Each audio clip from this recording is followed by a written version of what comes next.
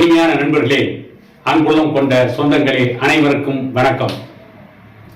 நேற்று தமிழகத்துடைய முதலமைச்சர் கலைஞர் கருணாநிதியுடைய அருந்தவ புதல்வர் இரும்பு பெண்மணி என்று எழுதி கொடுத்தால் கூட அதை குறும்பு பெண்மணி என்று தவறாக வாசிக்கின்ற அளவிற்கு அறிவிலே முதிர்ச்சி பெற்றவர். அவர் நேற்று பாட்டாளி மக்கள் கட்சியினுடைய நிறுவனர் டாக்டர் ஐயாவை பார்த்து தவறான விமர்சனத்தை முன்வைத்திருக்கிறார். ஊடகங்கள் மு.க. ஸ்டாலினிடம் கேள்வி கேட்கிறார்கள். அதுவும் எந்த மு.க. ஸ்டாலினிடம் கேள்வி கேட்கிறார்கள்? கையில் எந்த புள்ளிவரமும் கிடையாது, மண்டையிலும் எந்த சரக்கும் கிடையாது. அப்படிப்பட்ட முதலமைச்சர் மு.க. ஸ்டாலின் ஏதோ கரையான் புற்றிலே கருநாகம் நுழைந்ததை போல பேரறிஞர் அண்ணாவால் துவக்கப்பட்டு ஆட்சி கட்டிலே அமர்த்தப்பட்ட திமுக என்கின்ற இயக்கத்தில் நான் ஏற்கனவே குறிப்பிட்டதை போல கரையான் புற்றிலே கருநாகம் நுழைந்ததை போல கலைஞர் கருணாநிதி திமுகவுடைய தலைமை பொறுப்பை அண்ணாவுக்கு பிறகு கைப்பற்றிவிட்ட ஒரே காரணத்தால் கலைஞர் கருணாநிதியை தாண்டி திமுகவில் யாரும் வளர்ந்துவிடக் கூடாது என்று புரட்சி நடிகர் என்று போற்றப்பட்ட எம்ஜிஆரை ஒரே நாளில் கட்சியை விட்டு தூக்கி எறிந்துவிட்டு திமுகவில் தன்னுடைய குடும்ப ஆட்சியை கலைஞர் நிலைநாட்டி இருந்த காரணத்தால் எம்ஜிஆருக்கு பிறகு வளர்ந்த அத்தனை திமுகவினரையும் கலைஞர் கருணாநிதி தூக்கி எறிந்து சின்னாபின்னப்படுத்தினார். அப்படியெல்லாம் சின்னாபின்னப்படுத்தியதால் தான் இன்றைக்கு திமுகவுடைய தலைமை பொறுப்பிலே இருக்கிறார் மு.க. ஸ்டாலின். தன்னுடைய தந்தை செய்த கைங்கரியத்தால் கலைஞர் கருணாநிதி செய்த ராஜதந்திர நடவடிக்கை என்று சொல்வதை விட கலைஞர் கருணாநிதி செய்த குற்ற நடவடிக்கையால் இன்றைக்கு திமுகவின் தலைமை பொறுப்புக்கு வந்து முதலமைச்சரானவர் தான் மு.க. ஸ்டாலின். ஒரு அரை மணி நேரம் நின்று பத்திரிகையாளர்கள் கேள்விக்கு பதில் சொல்ல முடியாத மு.க. ஸ்டாலின், அதற்கான திறமை இல்லாதவர். பத்திரிகையாளர்கள் கேள்வி கேட்டால் சரியான பதில் சொல்ல முடியாமல் தவிப்பவர். அந்த அளவுக்கு தமிழ்நாட்டை பற்றியோ தமிழக வரலாறை பற்றியோ எந்த புள்ளி வரும் முதலமைச்சர் மு.க. ஸ்டாலின் கையிலும் இல்லை, அவருடைய மண்டையிலும் இல்லை என்பது நாட்டு மக்களுக்கு நன்றாகவே தெரியும். இப்படிப்பட்ட மு.க. ஸ்டாலினிடம் பத்திரிகையாளர்கள் கேள்வி கேட்கிறார்கள்.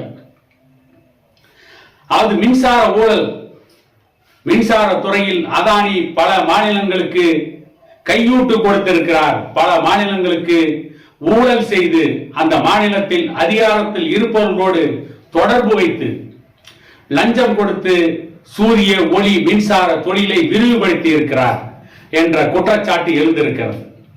அப்படிப்பட்ட குற்றச்சாட்டின் அடிப்படையில் அமெரிக்க நீதிமன்றத்தில் அதானியின் மீது இன்றைக்கு வழக்கு தொடுக்கப்பட்டிருக்கிறது. அதை பற்றி கருத்து தெரிவித்த பாட்டாளி மக்கள் கட்சியின் நிறுவனர் டாக்டர் ஐயா அவர்கள் அதானியை எதிர்க்கிறார்கள், பாரதிய ஜனதா கட்சி எதிர்க்கிறார்கள், அதானி அம்பானி என்று வார்த்தைக்கு வார்த்தை திமுக பேசுகிறது, அவர்களுக்கு எதிராக இருப்பதை போல பேசுகிறார்கள். ஆனால் ஒரு மாதத்திற்கு முன்பு தமிழகத்திற்கு வந்த அதானியை, சென்னைக்கு வந்த அதானியை தமிழக முதலமைச்சர் மு.க. ஸ்டாலின் எதற்காக சந்தித்தார்?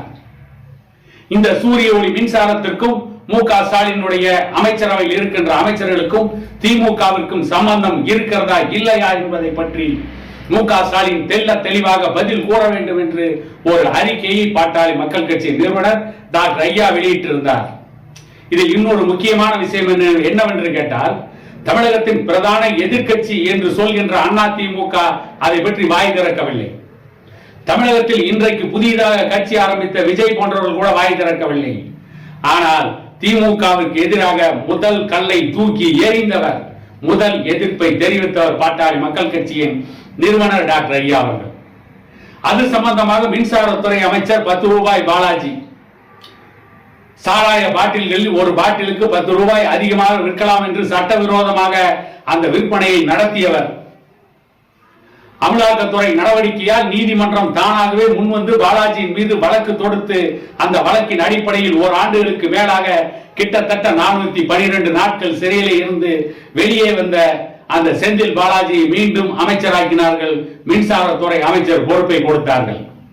இப்படிப்பட்ட அயோக்கியத்தனமான பேர்வழிகள் எல்லாம் அமைச்சரவையை வைத்துக் கொண்டிருக்கின்ற மு.க. ஸ்டாலின், அந்த அமைச்சர் செந்தில் பாலாஜி அதானிக்கும் எங்களுக்கும் எந்த தொடர்பும் இல்லை, அதானியினுடைய கம்பெனியிலிருந்து நாங்கள் மின்சாரத்தை வாங்கவில்லை என்று ஒரு மறுப்பு அறிக்கையை வெளியிட்டிருக்கிறார். இந்த இரண்டையும் சம்பந்தப்படுத்தி பத்திரிகையாளர்கள் மு க ஸ்டாலினிடம் கேள்வி கேட்கிறார்கள். பாட்டாளி மக்கள் கட்சியின் நிறுவனர் டாக்டர் ராமதாஸ் அவர்கள் அதானியினுடைய அந்த சூரிய ஒளி மின்சார ஊழலில் உங்களுக்கு தொடர்பு இருக்கிறதா இல்லையா என்று கேள்வி எழுப்பியிருக்கிறார். அதற்கு உங்கள் பதில் என்ன என்று கேட்ட பொழுது, டாக்டர் ராமதாஸிற்கு வேலை இல்லை, அவர்களுக்கெல்லாம் நான் பதில் சொல்ல வேண்டிய அவசியம் இல்லை என்று ஆணவத்தோடு அதிகார திமிரோடு பேசி இருக்கிறார் முதலமைச்சர் மு க ஸ்டாலின். டாக்டர் ஐயாவுடைய வரலாறு தெரியுமா? சரி, டாக்டர் ஐயாவுடைய வரலாறு தெரியவில்லை என்றால் பரவாயில்லை. இந்த மின்சார துறையில் ஊழல் நடந்திருக்கிறதா இல்லையா என்றாவது மு க ஸ்டாலினுக்கு தெரியுமா?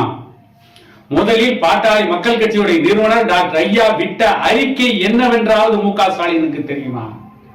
தெரியாது. அந்த அளவிற்கு புத்தி கூர்மையமோ அரசியல் சாதுரியமோ அரசியல் லாபகமோ ஸ்டாலினுக்கு கிடையாது. தமிழகத்தில் த பிரசன்ஸ் ஆஃப் மைண்ட் என்று ஒரு காலத்தில் போற்றப்பட்டவர் கலைஞர் கருணாநிதி. அவருடைய பிள்ளைக்கு தன்னுடைய அமைச்சரவையில் என்ன நடக்கிறது என்பதே தெரியாது என்று சொல்கிறார்கள். அவருக்கு எப்படி பாமக நிறுவனர் டாக்டர் ஐயா அவர்கள் விட்ட அறிக்கையை பற்றி தெரியும்? அந்த அறிக்கை அவர் காதுக்கே சென்றிருக்காது. உள்ளபடியே முதலமைச்சர் மு க ஸ்டாலின் என்ன பதில் சொல்லி இருக்க வேண்டும்? அதானி நடத்திய மின்சார பேர ஊழலில் திமுகவிற்கு சம்பந்தம் உண்டா இல்லையா என்ற கேள்விக்கு ஒன்று இல்லை என்று பதில் சொல்லுங்கள், அல்லது இந்த குற்றச்சாட்டு தவறானது என்று சொல்லுங்கள். ஆனால் ஒரு குற்றச்சாட்டுக்கு பதிலே சொல்ல முடியாமல், ஒரு குற்றச்சாட்டுக்கு பதில் சொல்ல முடியாமல் தவிக்கின்ற அவருடைய தவிப்பை, அதை பற்றி தெரியாமல், அதை பற்றி புரியாமல், தன்னுடைய ஆட்சியிலே என்ன நடந்து கொண்டிருக்கிறது என்பது கூட தெரியாமல் தமிழகத்திலே ஆட்சியை நடத்தி கொண்டிருக்கிறார் மு க ஸ்டாலின். ஆகவேதான் பாட்டாளி மக்கள் கட்சியுடைய நிறுவனர் டாக்டர் ஐயாவுடைய அறிக்கைக்கு பதில் சொல்ல முடியாமல் அவருக்கு வேலை இல்லை என்று சொல்லிவிட்டார். முதலமைச்சர் ஸ்டாலினுக்கு மட்டும் மிகப்பெரிய வேலை இருக்கிறதா?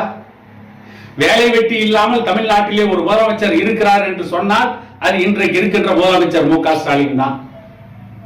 தமிழகத்தின் நீர்ப்பாசன திட்டங்களை பற்றி தெரியுமா? தமிழகத்தில் என்ன நடந்து கொண்டிருக்கிறது என்று தெரியுமா முதலமைச்சர் மு க ஸ்டாலினுக்கு? தமிழகத்தினுடைய சட்டம் ஒழுங்கு நிலைமை எப்படி இருக்கிறது என்று தெரியுமா? தமிழகத்தில் தினந்தோறும் கொலைகள் நடந்து கொண்டிருக்கிறது. ஏன் நடக்கிறது, எதனால் நடக்கிறது, சட்டம் ஒழுங்கு இன்றைக்கு சந்தி சிரித்துக் கொண்டிருக்கிறது. இதை பற்றி மு க ஸ்டாலினுக்கு தெரியுமா? தெரியாது. அல்லது இதே மு க ஸ்டாலின் அவருடைய தந்தை கலைஞர் கருணாநிதி உயிரோடு இருக்கின்ற பொழுது அவரிடம் போய் டாக்டர் ஐயா என்கின்ற பாட்டாளி மக்கள் கட்சியுடைய நிறுவனர் ஐயா டாக்டர் ராமதாஸை பற்றி கேட்டு தெரிந்து வைத்திருக்க வேண்டும். தமிழகத்தின் 3 ஆளுமை மிக்க முதலமைச்சர்களை தடுமாற வைத்தவர், தவிக்க வைத்தவர், திகைக்க வைத்தவர் பாட்டாளி மக்கள் கட்சியினுடைய நிறுவனர் டாக்டர் ஐயா அவர்கள். எம்ஜிஆர் குருக்களின் ஹாஸ்பிட்டல் இருந்த பொழுது ஒரு மிகப்பெரிய சாலை மறியலை நடத்தி காட்டி தமிழகத்தையே சம்பிக்க வைத்து லண்டனில் இருந்து ஒளிபரப்புகின்ற பிபிசி என்கின்ற செய்தி நிறுவனம் சமூக நீதிக்காக இந்தியாவிலே நடைபெற்ற மிகப்பெரிய போராட்டம் என்று ஒளிபரப்பிய வரலாறுகள் எல்லாம் இருக்கிறது. கலைஞர் கருணாநிதி திகைத்து போய் போராட்டம் நடத்த வேண்டாம் என்று ரகசியமாக பாட்டாளி மக்கள் கட்சியுடைய நிறுவனர் டாக்டர் ஐயாவிடம் மன்றாடிய வரலாறு கருணாநிதியுடைய பிள்ளை ஸ்டாலினுக்கு தெரிந்திருக்க வாய்ப்பில்லை. காரணம், அதை தெரிந்து கொள்வதிலே அவர் அக்கறை காட்டியதில்லை. அப்படியே அவருக்கு சொல்லி இருந்தால் கூட அது அவருடைய நினைவிலே இருந்திருக்காது. நினைவாற்றலுக்கு பேர் போன கலைஞர் கருணாநிதியுடைய பிள்ளை நினைவாற்றலே இல்லாமல் தடுமாறி கொண்டிருக்கிறார். அவருடைய விளைவுதான் பாட்டாளி மக்கள் கட்சியுடைய நிறுவனர் டாக்டர் ஐயாவுடைய அறிக்கைக்கு பதில் சொல்ல முடியாமல் அவருக்கு வேறு வேலை இல்லை என்று பேசியிருக்கிறார். தமிழ்நாட்டிலே ஸ்டாலினை சமூக நீதி காவலர் என்று அவர்கள் தம்பட்டம் அடித்துக் கொள்கிறார்கள். சமூக நீதிக்காக தந்தை பெரியாருக்கு பிறகு தமிழ்நாட்டிலே போராடிய ஒரு மாபெரும் தலைவர் டாக்டர் ஐயா என்கின்ற அந்த உன்னதமான வரலாறாவது ஸ்டாலினுக்கு தெரியுமா? தெரியாது என்றால் பாட்டாளி மக்கள் கட்சியை சார்ந்தவரிடம் பாடம் படித்துக் கொள்ளுங்கள்.